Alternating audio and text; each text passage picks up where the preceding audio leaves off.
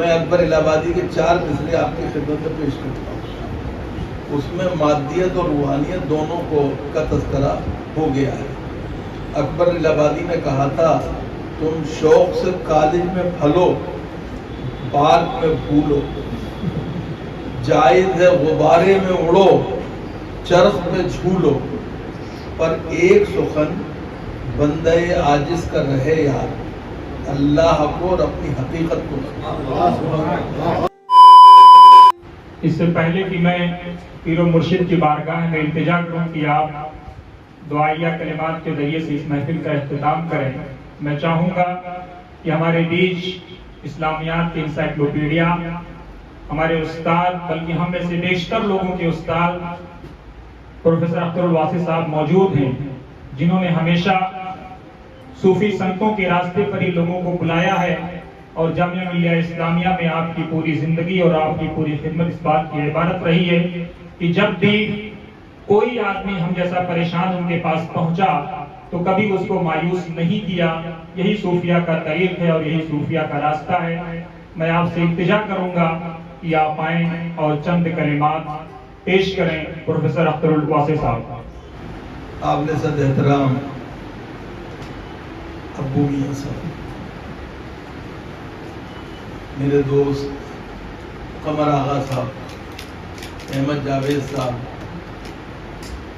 ہمارے خلیل اللہ مسجد کے امام صاحب اور خواتین و حضرات، ہم اور آپ سب یہاں حضرت سے استفادے کے لیے آئے، اپنی بات کہنے کے لیے نہیں ہے، کیونکہ جو کچھ بھی ہم کہیں گے وہ کوئی نئی چیز نہیں ہوگی، وہ بنیادی طور پر وہ آموختہ ہوگا کہ جو حضرت نے ہمیں پڑھایا سکھایا ہم اسی کو دہرا دیں، اس کے علاوہ کچھ نہیں کر سکتے۔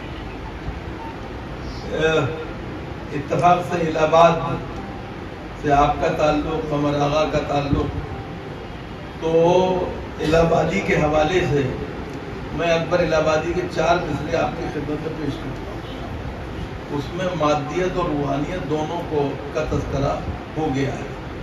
اکبر الہ آبادی نے کہا تھا، تم شوق سے کالج میں پھلو، پارک میں پھولو، جائز ہے غبارے میں اڑو، چرخ میں جھولو، پر ایک سخن بندہ عاجز کا رہے یار، اللہ کو اور اپنی حقیقت کو۔ آج کی مجلس کا حاصل یہی ہے، آج کی مجلس کا سار یہی ہے۔ بنیادی طور پہ آپ کو جتنی مادی ترقی کرنی ہے کریے، اس پہ کسی کو اعتراض نہیں ہے، کوئی نہیں روکتا ہے جی۔ اللہ رب العزت نے ان لوگوں کو جنہوں نے اللہ پر یقین نہیں رکھا، اللہ کو نہیں مان کے دیا، ان کو بھی دنیا کے بہترین موجودوں میں شامل کیا، اور کسی کا ہاتھ نہیں پکڑا، کسی کی عقل نہیں ماری گئی، لیکن اصل چیز جو ہے وہ کیا ہے؟ وہ یہ ہے کہ اللہ کو اور اپنی حقیقت کو نہ بھولو۔ ایک بات بڑے ادب کے ساتھ عرض کر دوں، وہ بہت شاید نامناسب لگے لیکن بات وہ کہنا چاہتا ہوں۔ یاد رکھیے، خدا کو بھول کے بھی دنیا میں کام چل جاتا ہے، لیکن اپنی حقیقت کو بھول کر کام نہیں چلتا، اور اپنی حقیقت جو ہے وہ مادے اور روح دونوں سے مل کے بنتی ہے۔ روح امر ہے، ابدی ہے، ازلی ہے، اس بات کو سمجھنا چاہیے، اور انسانوں کو وحدت الہی کے ساتھ وحدت آدم کے میں رشتے سے میں ہمکنار کرتی ہے۔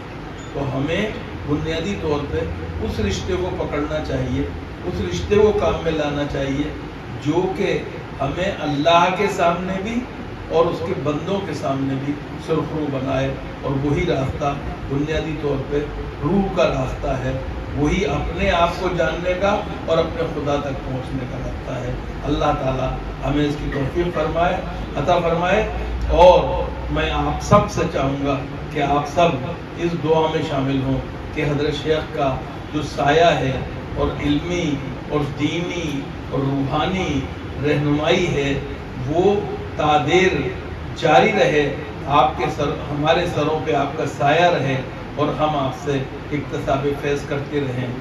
مجھے ان خوش نصیب لوگوں میں ہوں جو سید سراواں ایک دفعہ نہیں کئی دفعے گئے ہیں.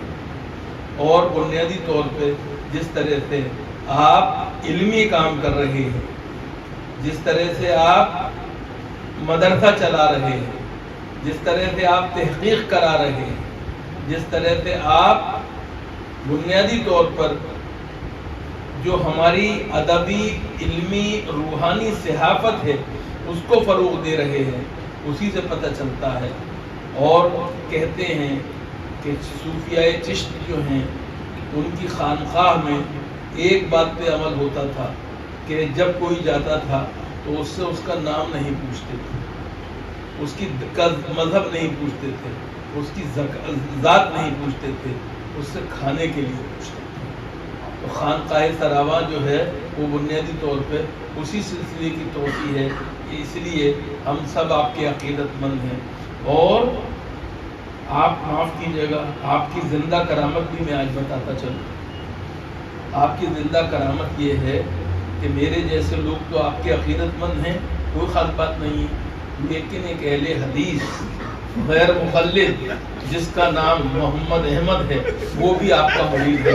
اور ایک طرح سے وہی بڑی بات ہے. میں آپ کو بتا رہا ہوں کہ آپ کے کردار کے لیے یہ بڑی بات ہے. اللہ تعالیٰ آپ کا سایہ برقرار رکھے اور اسی طرح یہ مجلسیں آراستہ ہوتی ہے.